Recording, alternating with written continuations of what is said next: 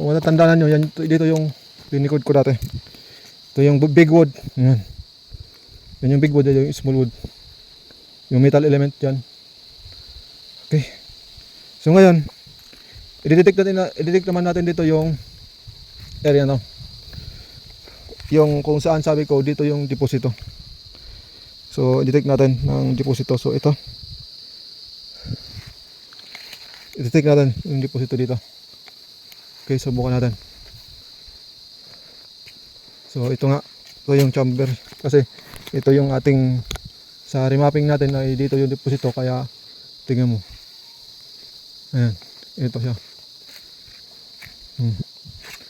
Ito siya. So medyo malaki-laki ata to. Medyo malalim din. Ito yung settings ko medyo malalim eh. Malalim siya. So umaabot siya ng ano 40 to 50 meters. O sabihin natin 35 to 50 meters. Yung ganung kalalim to. Ayan o. Grabe. Ito. Ayan. So kahit i-test natin sa first na decoy, first unang test sa decoy.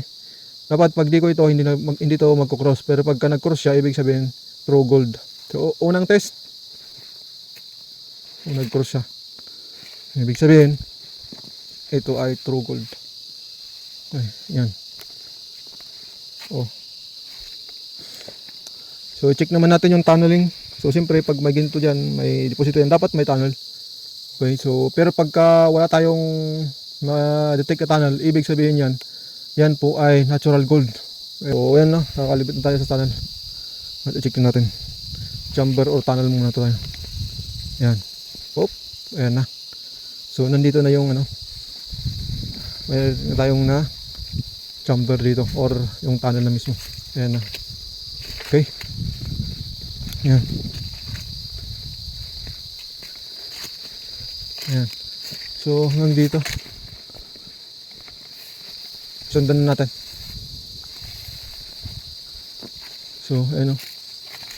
Sundan natin.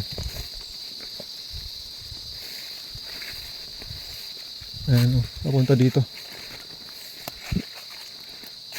Ayan. Papunta dito. So ito ay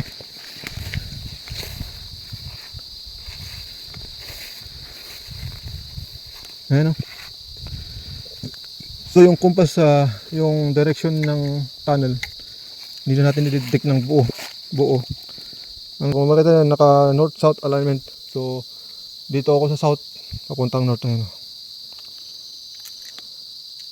Yeah.